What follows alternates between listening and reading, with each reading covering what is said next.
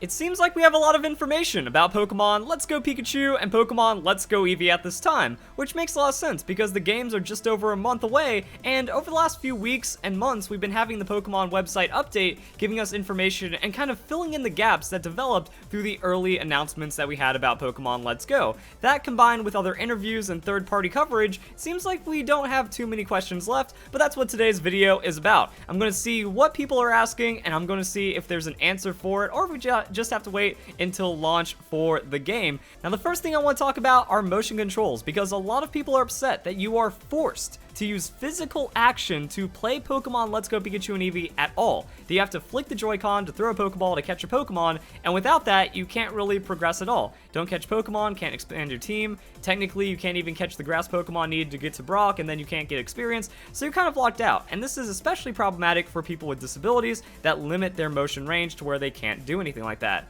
Now, this isn't true. It is true for docked Nintendo Switch, so if it's docked, if it's going on the big screen, you do have to use the motion controls by flicking the Joy-Con to catch Pokemon, but in handheld mode, you have several other options. Also, depending on how restricted your movement is, it might not be like the most impossible thing. So we look right up here, you know, even if you're lazy, even if you're disabled, you just have to flick up ever so slightly, and that's going to be enough of a gesture to catch a Pokemon. So the reason why Game Freak is doing this, they want to make it a very immersive, they want to make it a very real Pokemon experience. You know, they want it to feel like you're on a Pokemon adventure. So you can really credit them for that, but a lot of people are upset that there isn't just options, disable, and then you get to play it like a Game Boy, like any other handheld, by just using the Joy-Con. But we do have an update to that. So if we go back to this right here, Pokemon Let's Go works without motion controls, but there's a catch. So full statement provided to IGN by a Nintendo representative. Pokemon Let's Go Pikachu and Pokemon Let's Go Eevee do not require players to use motion controls or physical gestures when in handheld mode. Now, this has actually been known for months, but we did get new information with this one. I think back in May or June, or maybe even during that E3 demo, Junichi Masuda says that in handheld mode, you can use the gyroscope. So all you have to do, if you're holding the Nintendo Switch like a Game Boy Advance, you know, two-handed, or holding it like a Wii U gamepad, you just tilt it around, you use the gyroscope, you lock up the targeting reticle, you press a button, and then it throws a Pokeball at the Pokemon. So depending on what your restrictions are right there, you're still going to be able to do it in handheld mode, but also, instead, players can use the joystick on the left Joy-Con controller to aim and then press the A button to throw a Pokeball. The simulated throwing motion associated with Joy-Con controllers of Pokeball Plus are intended to enhance gameplay, but are not required to play these games.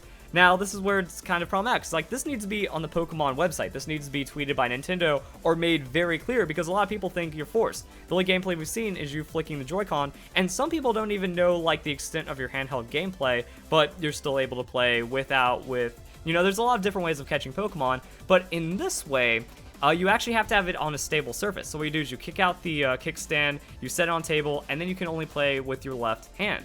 This technically can make it more accessible for certain disabled people. Like, if holding an actual 3DS is a lot more difficult, then all they need to do is just be able to grip the Joy-Con, and then it takes even less movement and less range of motion to be able to use the targeting reticle to press the button and then catch a Pokemon like that.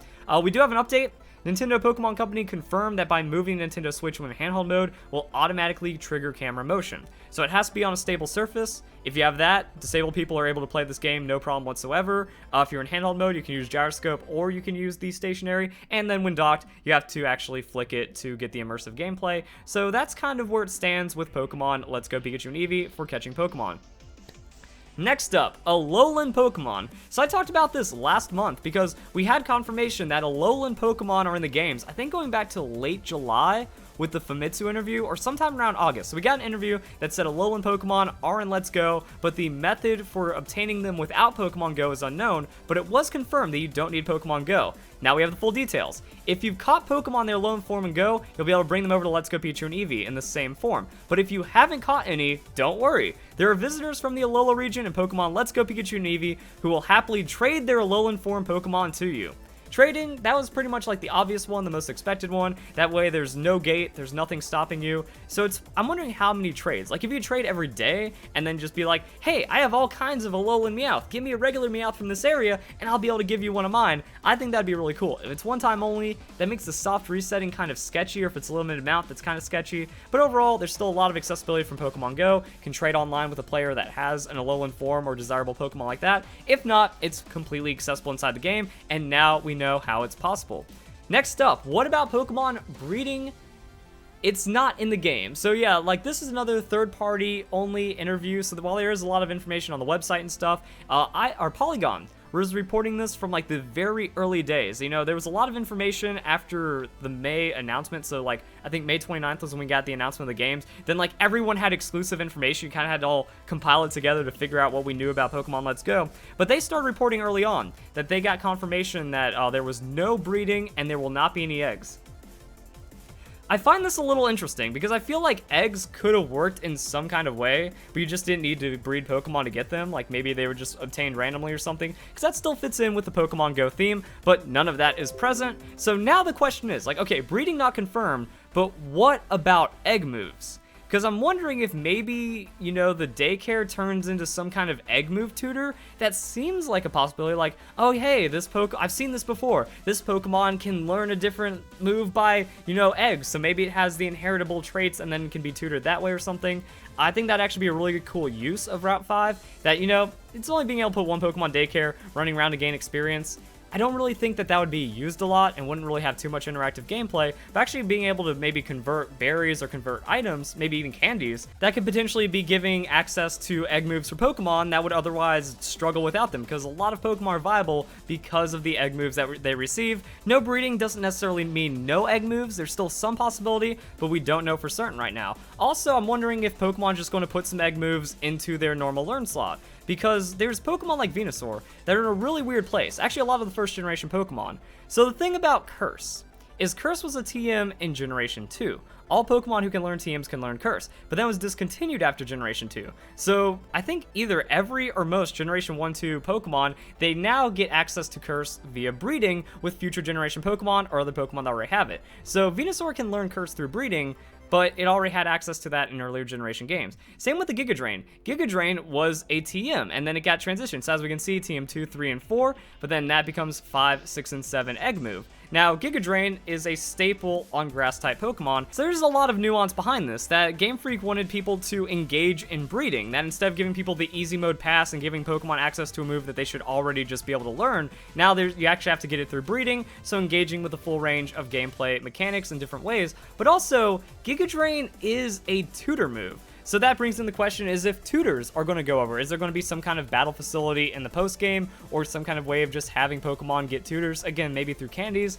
maybe just through some kind of other system that we don't know about. So those are like the few questions that remain. We don't know what happens in the post-game for Let's Go. We don't know if there's going to be a battle facility of some sort that actually gives us access to certain kind of like special perks.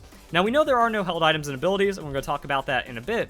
But yeah, that'd be interesting to see how that happens, but as you can see, there's no Curse. So some discontinued TMs didn't become tutor moves, some did, some are egg moves, but then there's other Pokemon like Blastoise that are in a really weird place. So Blastoise learns a lot of different moves, but then also has a lot of very necessary moves that it can only get through breeding. So Aqua Ring. Aqua Ring is a breeding only move. I feel like Aqua Ring would make sense just kind of put into Blastoise's learn set, as well as a few other moves. Now, some of these don't really see a lot of use, like Refresh.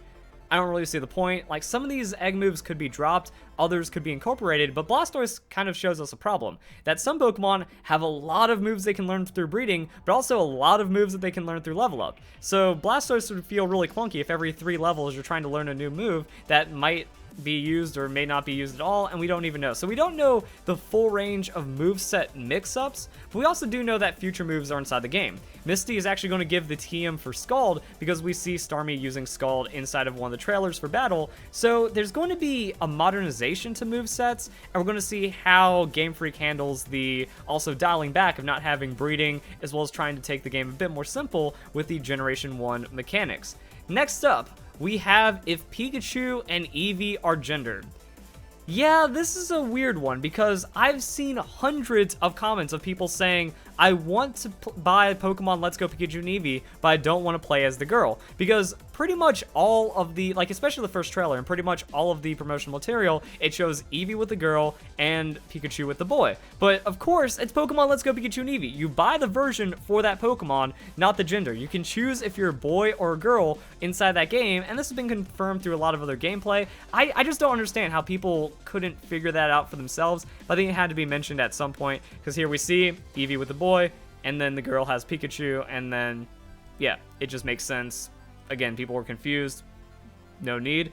And now we get into like the weird stuff. So despite having exclusive gameplay, a very similar gameplay experience from Japanese YouTubers going to Game Freak and then being able to play Let's Go, we also had some European like PokeTubers and Pokemon coverage about Pokemon Let's Go, and then we got the confirmation if abilities or held items are in the game, and the answer is no.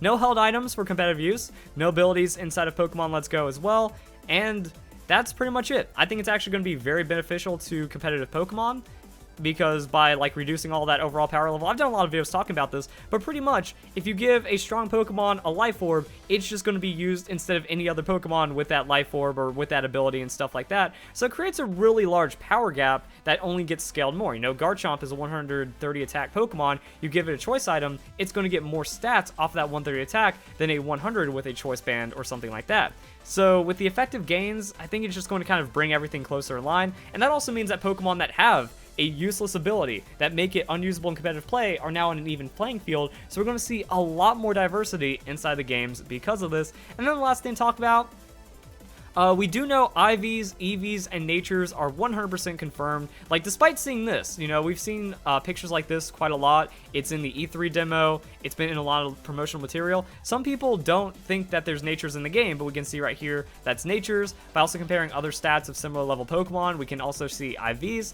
and then the new candy system. So EVs are going to be weird.